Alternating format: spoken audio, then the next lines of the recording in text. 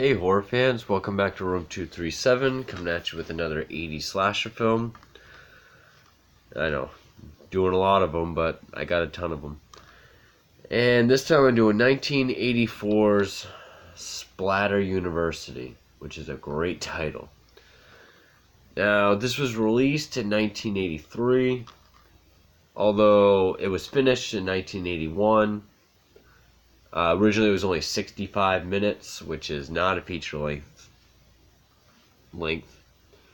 But then a couple years later, 13 minutes of just extras and students were added, and it became 78 minutes. And did I say 1983? I think I did. I meant 1984.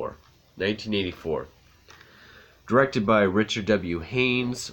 Even though this was not produced or written or anything by Lloyd Kaufman, it was distributed by Troma. Of course, Troma, that's a whole other discussion. I don't own many Troma films at all. Just this, Blood-Sucking Freaks, which I'll do at some point, and one other film, which I can't even remember. I've reviewed it already. So yeah, this was just distributed by Troma Pictures, but it's not really a Troma film. Feels like one. And at 78 minutes, I mean, you would think it's pretty fast-paced. It felt pretty slow. I mean, a good chunk of the portion, Jesus. Good chunk of the film, good chunks of the film are very slow. There's enough deaths in it, though. I mean, and the blood effects look good. The gore effects, when they're there, do look pretty decent. I mean, this was made on a budget of only $50,000. It shows. But, I mean, this isn't like the Boogeyman. You know, it has a good charm to it.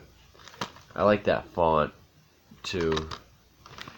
Yeah, funny story about this Blu-ray itself. Now, this is released by Vinegar Syndrome, which they have great releases. Originally, this came in a clear Blu-ray case because it's a two-disc set.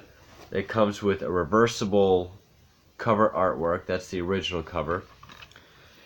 Now, I bought it new, and when it said reversible cover, I was like, oh, cool, let's see if it's the original one.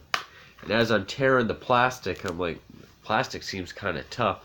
Was actually ripping the case, so I had to go back in and buy like $1.30 plain case, which of course they had a specially fined one with 2 discs. I think I'm actually gonna flip this. Let's see how that looks, because I kind of like the original cover also.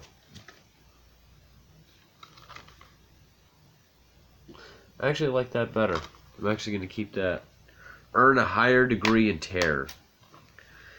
Now the plot, it opens up in this mental hospital. You know, the time is spelled out. It says a delusional schizophrenic has escaped. No one knows where he is. This one doctor gets stabbed right in the crotch with a scalpel. Doctor clothes are taken.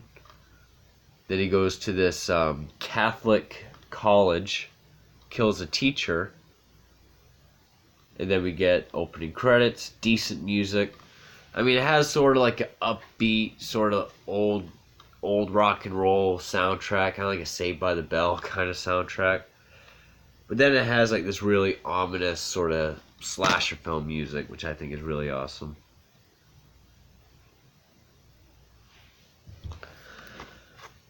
The characters, for one, no one is likable at all. I mean, this must take place in like New York or New Jersey or something, because all the guys are always like, what's the girls on the rag or something? You know, you're a pain in my ass. You an asshole. Go fuck yourself. All right. But it's done. It is over the top, but it's done in like it's cheesy in a charming way. It's very funny. I mean, Troma is known for their, I know it's not officially a Troma film, but it's known for like their dark humor, and it's got scenes like, because all the kids like to go to this drive-in. This one guy's talking like, "Yo, did you hear about Kathy? She got killed at the drive-in." Talking about this girl. Like, I took this girl there. She won't even go to the drive-in anymore. So what do you gotta do? Find a new drive-in? No, find a new girlfriend. I like the movies that play there. Just... Or like, when they're at the bar, he gives them his ideas like, "You gotta know the brothers." Like, "No, I'm adopted." Just very quick, witty, like New York, New Jersey kind of humor. Which I dug. I thought it was funny. There are parts that are... it's gotta be intentional. I mean, nobody acts like this. Like, this scene, there's a few people chilling, and this guy comes through the window with a knife. Turns out it's one of their friends. But when he comes through with the knife, it like there's like 3 people sitting there. It zooms in on all of them, and they're like, "Ah." Like, very cheesy reactions, but I think it's done intentionally. I think it's intentionally cheesy. You get some crazy kills, like you see here, this girl with like a knife going into her mouth. You don't see what happens.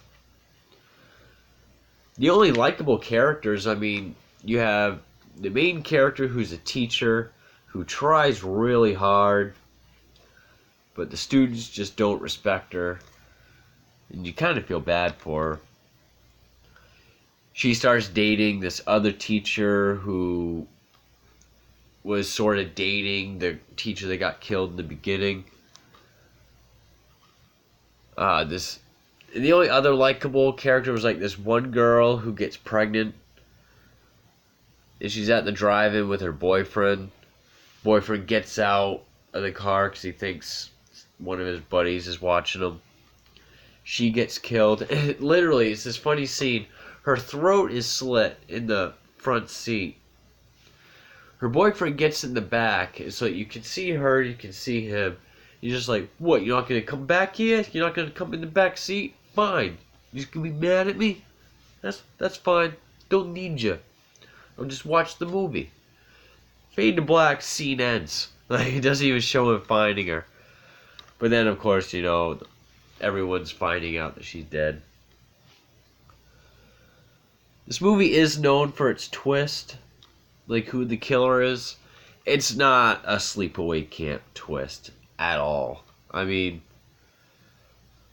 you can kind of guess who it is. It's pretty fucking obvious. Which, spoiler alert, which I don't know who's hurrying out to see this, but... So, spoiler alert, it's the headmaster, the head priest. He had an accident, he's in a wheelchair the whole movie, turns out he can actually walk. Which is weird because when they show the killer walking, like they show his feet, like in a Friday the 13th film, he walks fine. Then in the final chase, he's like limping. Okay. And this one girl gets stabbed in the bathroom stall. The main teacher's best friend, she's found dead with her throat slit. And again, when there's gore effects, they do look good. Like, evidently the budget went towards the gore. But yeah, there's really not much to say about it. It felt slow at times. I mean, 78 minutes, and it felt like a regular length movie. It does have its slow parts, but I had fun with it. It's incredibly cheesy. The transfer, even though it's a very good Blu-ray, especially the opening, it's very crappy quality, like Laserdisc VHS quality, but I like that. I love the look of gritty, grainy films with poor transfers. I think it has a charm to it, and I love it. Then, of course, the film ends with the priest, he got caught, because the final girl gets killed. That's probably the twist. That's probably the surprising part. The final girl actually gets killed. Killer gets caught, put back in the hospital. And he kills because all these kids are sinners, which they're all depicted as like happy days gone bad. They all drink and try to get laid and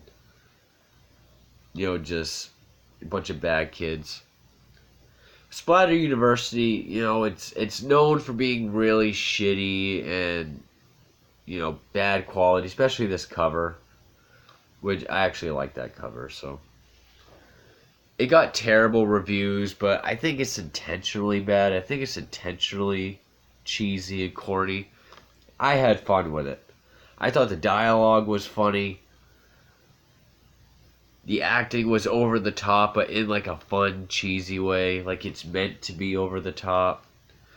I thought this was a more solid slasher film. Again, it didn't have as many kills as you would expect from a movie called Splatter University. But I thought it was fun. I really enjoyed Splatter University. One of the more fun 80s slasher films. And 1984, I consider to be the final year of the golden age of slasher films. After that, they really started to decline. Yeah, Splatter University, really cheesy, really corny, but fun, enjoyable. Even though made on an incredibly small micro budget, the blood and the gore is what matters, and I thought it looked great. Well, not great. It's not Tom Savini level, but the blood looked good. What little gore there was, like when they find the one teacher in the storage closet, and you see like her throat slit, like the viscera. I thought that looked really good. So, Splatter University, pretty solid but cheesy. You know, captures. This is the stereotype of cheesy 80s slashers. I had fun with it. I would recommend it to any slasher fan. So for Room 237, thank you.